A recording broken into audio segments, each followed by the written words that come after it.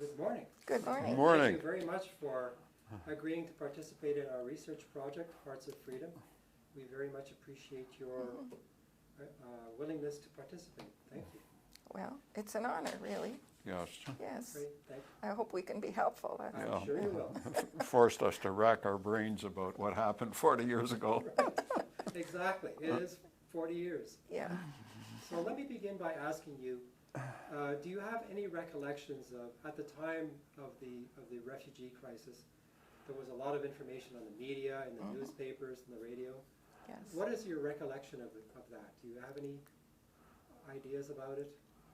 What did you think about it all? I do remember hearing a lot about it in the media, and I also remember hearing about it at church. It would have been a prayer concern, I'm sure. I don't exactly remember, but that's the way things were done. Yep. And the seeds were sown that maybe we can do something about this. And so we did. Okay. And when you say the church, you mean the Hamilton Mennonite Church. Mennonite Church. We were also aware that MCC was negotiating with the federal government under a blanket policy. And so when churches applied, Mennonite churches applied, they had to apply to MCC, and MCC either approved the congregation or not. And we went through that process. It also, I think, brought back memories of people who lived within our congregation who had themselves been refugees. And some in the congregation who were first-generation Canadians whose parents had been refugees. And they recalled all the help and assistance they had received and what happened. And so that also spurred interest in sponsoring others to come out of very difficult situations. Do you have any memories of what the process was like to apply to the MCC to have the congregation approved for sponsorship? How did Well, that go? That went very well. We got approval from MCC, Okay. and it's listed in the notes we gave you in terms of time frame Right. that they approved, and then we just moved ahead with it. So I'm assuming that it would have been the head of your church that would have communicated with the MCC? Would have been the pastor, The pastor. Okay. yes. Or the chairperson. I mean, yeah. Anyway, somebody in One of leadership. those two. Right. Yeah, somebody in leadership. Yeah. And there was conversation within, informal conversation that led to more formal decision-making. Right.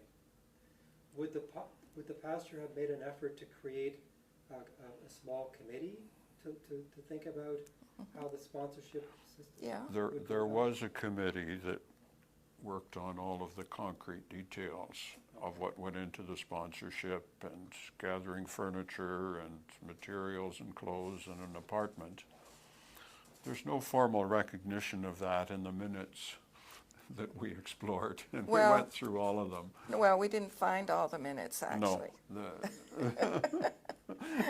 the ones that were there indicated and pointed out to it, and both of us actually were involved in that as well. Okay. But it's, when you dig back in your memory 40 years ago, some of those details aren't there anymore. Right. But certainly some of the people that were involved, yes. Yeah, yeah. And we did talk with some of them recently in preparation for this. Okay. And it was interesting to hear their thoughts on the whole process as well. Right. Now, sadly, they didn't remember a lot of details either, but I think it's the feelings that we remember. Yeah. We felt good about doing this. The congregation was really engaged, and the finances came in. That's always a big deal. And I think it gave us a healthy focus. And the concrete support was there for helping them, not only after they came, in terms of helping them adjust to Canadian life and getting connected with different aspects of health, language study, customs, budgeting, Yeah. that was all supplied by various members in the congregation. And in terms of funding, I'm assuming that the pastor would have held a collection. Well, the pastor was part of it, but the congregation church council was very much part of that. Okay. And individuals, or the congregation was canvassed, and the money came in. Okay. Even during difficult budget times, the money was found and people donated willingly to support the refugees. Yeah. Yeah, the pastor was certainly involved, but I think there was a lot of congregational involvement. Right. So the pastor would have been encouraging, but not necessarily leading everything Right. and organizing everything. That was So congregationally based. Right. So once you had approval, how did the process go from there? Did couples or families step up and volunteer to be sponsors? You mean personally Yeah. sponsors? Yeah. No, it was a congregational thing. Okay. So the whole congregation The whole congregation. wanted to be sponsors. Oh, yes, Okay. it was. So everyone was prepared to be involved. Yes, and Okay. some people it was by writing a check. Yeah. For others, it would have been writing a check and also spending X number of hours a week or every other week with a refugee family to help them with questions, taking them to appointments, whatever the case was. Right. And that support lasted, well, they lived 5 years in Hamilton after they came, and then the congregation actually moved them to Kingston because Neum was admitted to medical school in Kingston and studied to become a registered practical nurse. Okay. At first a nurse, and then Yes. he upgraded, yeah. Yeah, Yes. so that's why they moved. And then his wife eventually went in and became Nursing nursing support. assistant she studied for. And so they both worked in the medical field after they graduated. But the church continued to support them, and from time to time there was some financial need there, and the church picked that up without question. Okay. So let me start at the beginning then. When refugees started to arrive in your community, some of them, I'm assuming, would have been assigned to your congregation. So how did that process work? Could you talk about that? Well, we had expected five people. Okay. That's what was our understanding from MCC. And I don't know what happened, but there were 3. And one on the way, which was a surprise. Okay. We were quite surprised. So, So a couple with a child and the spouse was expecting. exactly. Yes, Okay. and Yeah. so when we met them on the plane, we discovered there were only 3, not 5 people. Okay. And I recall that because I was one of the people who went to the airport to pick them up. Okay. It was a very cold day the first week in December of 1979. Okay. And they were the last ones off the plane at Mount Hope in Hamilton. Okay. And So it was at the Hamilton Airport? Yes. Okay. and they were wearing parkas, which had been given to them in Montreal, Yes, and they were still shivering. I'm sure. But it was very obvious she was expecting. Okay. So that changed our perspective a little bit because we were expecting 5 people and there were 3. Right. And their English was ever so limited, like 1 or 2 words and that was it. Okay. So it was a lot of sign language and pointing and so on. Yeah. But that's how that played out, and it was in the evening. Okay. I don't remember what time it was anymore, but it was late, it seems to me. Right. And we had an apartment for them on Queen Street in Hamilton, to which they were taken. Okay. And there were a few other people at the apartment waiting for our arrival there, including a few ladies. And so they were, So you would have driven to the airport, picked them up, yes, and then headed to the apartment? taken them to the apartment in Hamilton. And they were nervous, unsure of themselves, and certainly understandably so. Yeah. Because here was language and customs and weather, none of which they were used to. Right. Yeah. Or prepared for. Oh, exactly. Yeah. Okay. Well, and I did speak with one of the people who had been at the apartment, and he remembered that they had bought food and clothing and whatever, and they bought the wrong kind of rice. They had been kind of anticipating what they might like to eat, but it was the wrong kind of rice. Now, how that was explained, I don't know, but it's become a point of laughter now. We're all joking about it. Yeah. It was the wrong kind of rice. They were very gracious people, Okay. the family. Right. So the couple arrives, they establish themselves in the apartment. So can you describe what was the ongoing process? Would you have met with them every week? Some We did people- not, but there were people from the church who met with them on a Okay. weekly basis. Okay. And sometimes those people would ask for help if there was a medical appointment Right. or language study classes and how they would be prepared for that, and if help was needed in transporting them. If they couldn't do it, those requests came back to the church, and people stepped up Right. and stepped in to do that. Do you recall how the family learned English? Oh, I think they went to some classes. Okay. There were think so. English classes Yeah. for new Canadians. Now, whether those were run by the government, by the boards of education, I do not remember. That's okay. So it would have been English as a second language. Yes. classes. Okay. And they would have attended the Right. classes.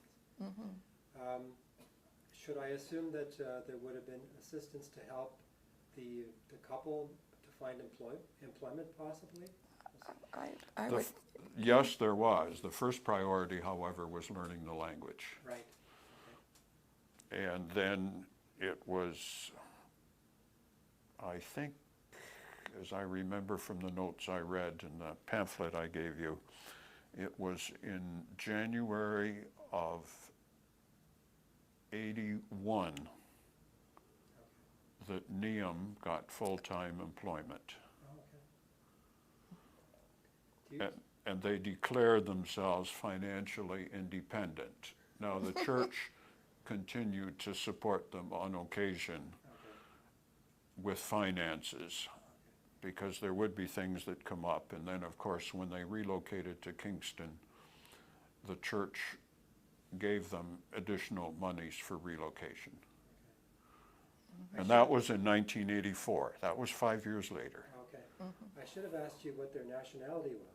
They were Vietnamese. They were Vietnamese. Vietnamese? Yes. Okay, good. Okay, so there was some efforts to help them learn English. And as you said, it probably would have been an interesting situation to visualize, because there would have been a lot of pointing, yes. a lot of sign language, as you were saying, until they would be comfortable enough in English to be able to communicate with responses. They were keen learners, though. Okay. Yes. Yeah. And church families would invite them to their homes for sometimes a meal. Sunday meal, Yeah. or at noon, or for supper, or sometimes during the week.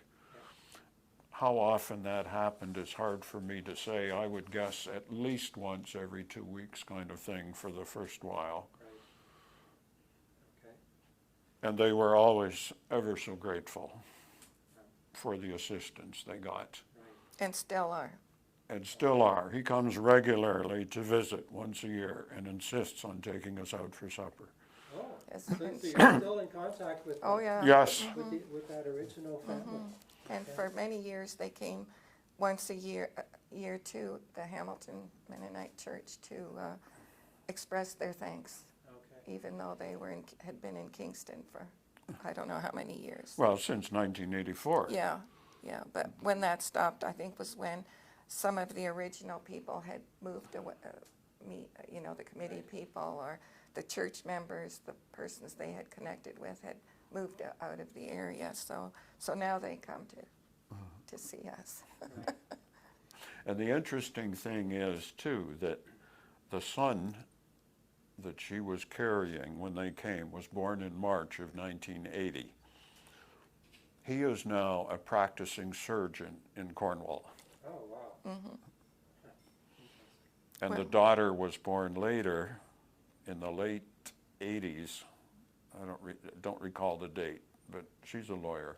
Oh, Yeah. And the son who came with them is in the computer industry, and I'm not In sure. some way, we don't know. Some way. I'm not sure what he's doing. But we were invited to that son's wedding, which took place in Montreal, and we went. okay. Mm-hmm. Did the congregation sponsor more than one family, or that one family? They sponsored the Vietnamese refugee family. Okay. And then years later, they sponsored a family from Nigeria. Oh, okay. They sponsored was it a family from Rwanda? I don't I'm remember. not sure, but there have been subsequent families sponsored Or assisted. or assisted Right. Yeah. with living in Canada. Yeah, I'm not sure they were actually sponsored or just assisted, but Yes, we're not Yeah. sure. We moved from the Hamilton area. It's just over 10 years ago now, so we have lost some connections there with the church, but we know they're still active with refugees. oh, they are now, yes. Yes. Yeah. As the family was being sponsored over months and years, do you recall any stories that were told about their establishment in the community and how they went about doing that as refugees, etc.? Did anyone ever share anything with you about their experiences?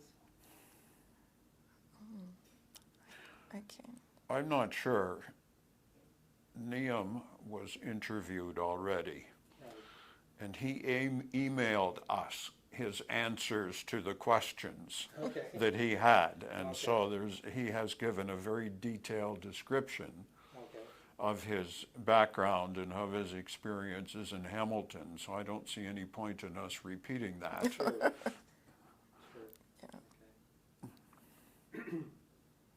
And you say that you've remained in touch with your, Mhm. the family that you had helped out.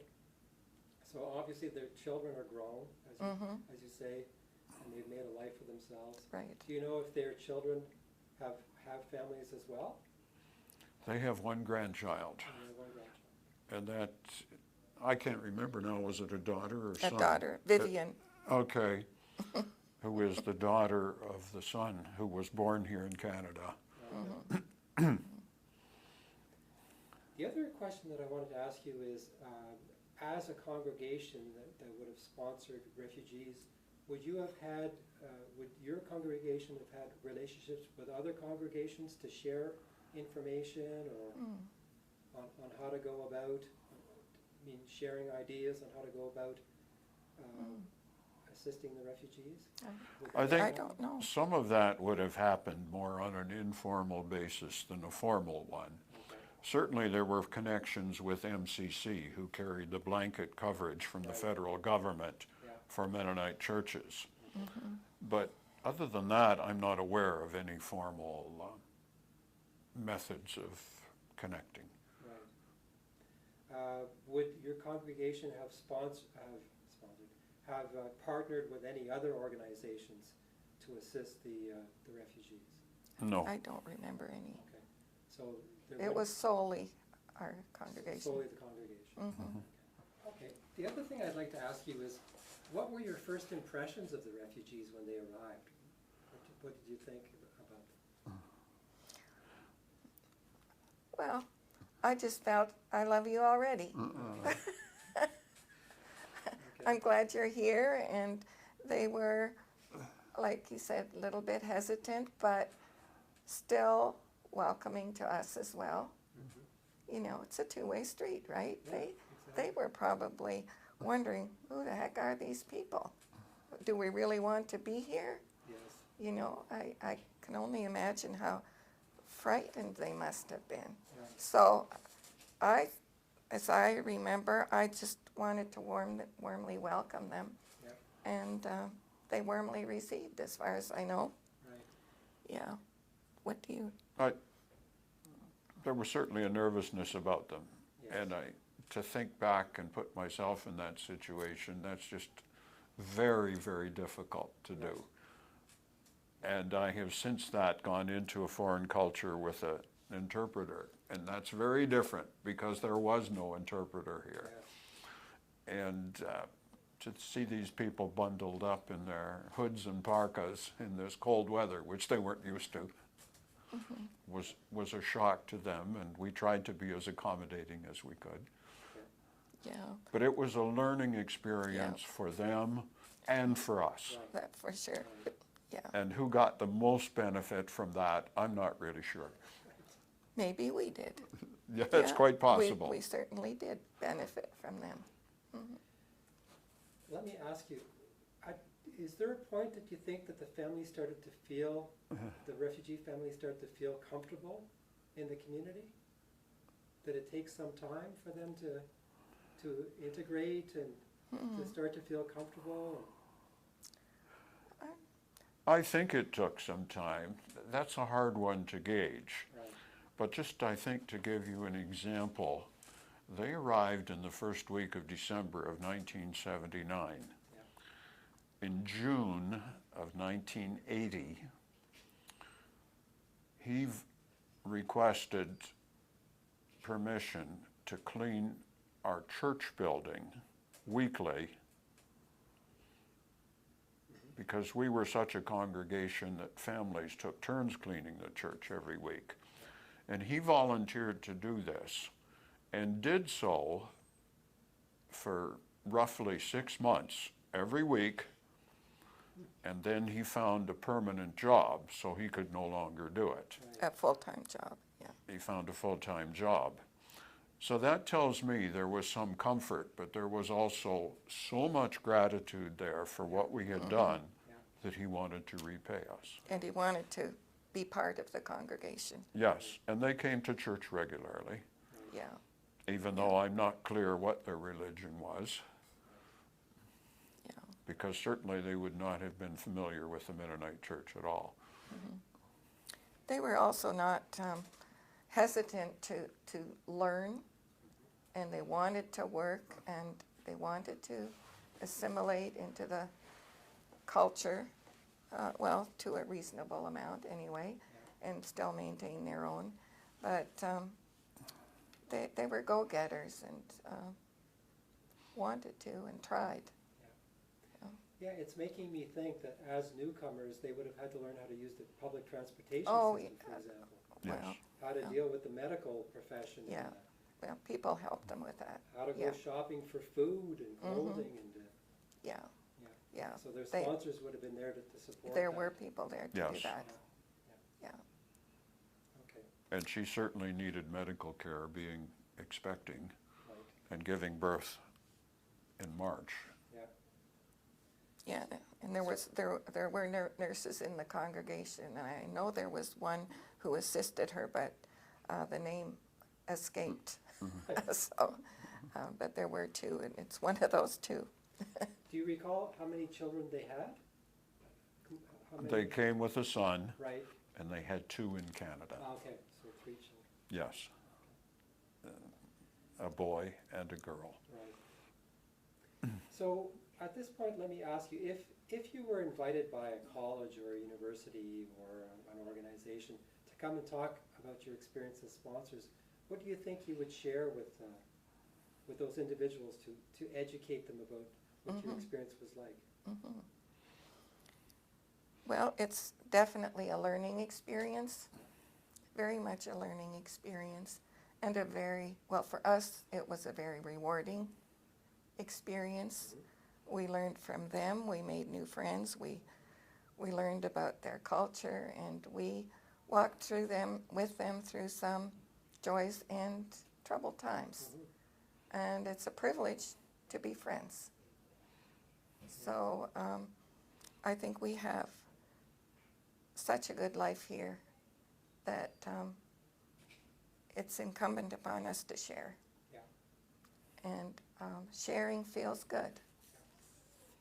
And it also shows gratitude for people who have helped us. Yeah. And I would say, go for it. Help as many people as you can. And as we talked about earlier, there's also this notion of individuals who were refugees themselves, who settled in Canada years ago. And they recall those experiences. So it's upon them to be inviting to other refugees to settle. Yeah. I think in addition as well, if we were speaking to another group, there is a responsibility not only to help these people, but I think the sponsoring group has a responsibility to learn about the culture of the people that they're going to help before they come, so that there is some familiarity with it. Right. Yeah. And my understanding is that in your situation, you had limited information about who you would be sponsoring at the time. We knew they were Vietnamese refugees, yes. Yeah. And so I think there were enough go-getters in the congregation that a lot of them, including ourselves, did some reading about Vietnamese culture. Yeah. And we still didn't get it all. No. We learned after they came. It was an ongoing learning process, Yes. I'm sure. Yeah. Okay. Great. Oh, I remember one incident of learning when they invited us to a dinner. And lots of food on the table, things we didn't recognize. It was very interesting and very tasty, but we learned that if you empty your plate, they automatically fill it up again. They don't let you fill it up. They fill it up. They fill it up, and you know, in our culture, we think we're done when the plate is empty, but there we would keep on and on. So it took a while to catch on. We better not empty this plate. So that's one learning, and you ask for a story. Yeah. That was it. So Okay. so very, very hospitable people. I don't know whether this is true of all Vietnamese families or not, but certainly in our experience, it was very male-dominated. And whether that's true of all Vietnamese couples or it was just this one, I can't answer that question. Right. Okay. But that certainly was your impression from Yes. Yes. dealing with Yeah. it. Yes. Okay. Okay, at this point, do you have any final thoughts you'd like to share about your experiences being sponsors? Is there anything you can think of that you'd like to add? Oh, I think we were very blessed by having this family in particular. We've heard of other stories where there were a lot of difficulties and misunderstandings and maybe taking advantage of the sponsors and so on. Yeah. And we had a family that was very industrious. They wanted to learn. They worked hard. They studied. And they were just easy to get along with. Now, how lucky were we that there were no big problems. Only encouraging, you know, that, well, we can learn from this family. Yeah. We can learn to be better people and be independent and grateful people and work at things. So there's more. But Yeah. so I think we were very fortunate to have this particular family. They were very appreciative. They were very industrious and tried to become independent very, very quickly. And that spirit was encouraging, not only, I think, to themselves, because they heard about other refugee families who did not have the support that they kept telling us they did. And that in turn was encouraging to us. They keep saying that no other refugees had as much support for as long as they had had. Now, I don't know if that's true or not, but that's how appreciative they are. Yeah. And the fact that they keep connecting on an annual basis Yeah. speaks for itself. Yeah. And they add to the multicultural idea of Canada. That's right. Absolutely. Yeah. And to the Mennonite fold, you know. Yes. We can learn from that too and not be all inclusive. Mennonite born. Yeah. And we can learn from other nationalities and so on. Yeah. So I think refugee sponsorship is good. Right. Yeah. And if you were invited to talk about that, that would be your response. You would encourage others to. Absolutely, it would encourage others. It's a wonderful feeling to be able to help and to receive from those who come. It's a two-way street. Yeah. And Canada is a country that has so many resources and limited population compared to other parts of the world that any comments about taking away jobs or so on, I don't find that a good argument at all. Right. I think we're all enriched by people who come with varying opinions and practices. Yeah. It's a good learning experience for them and for us.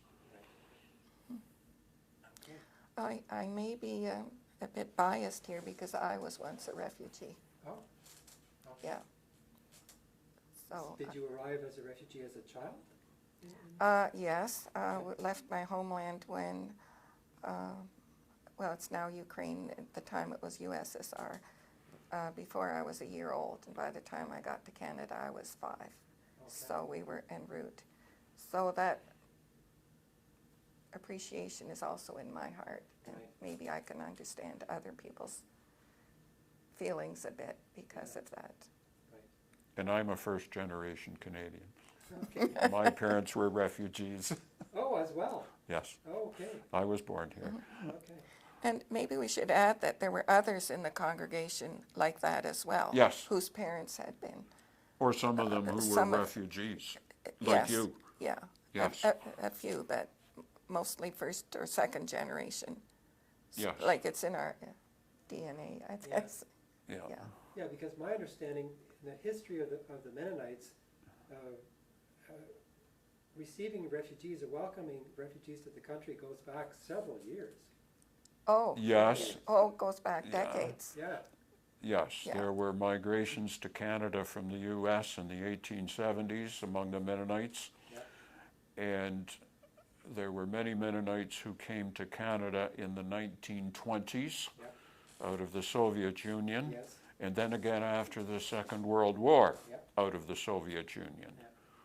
Those were major migrations, and then there were smaller ones Yeah. in between. Right.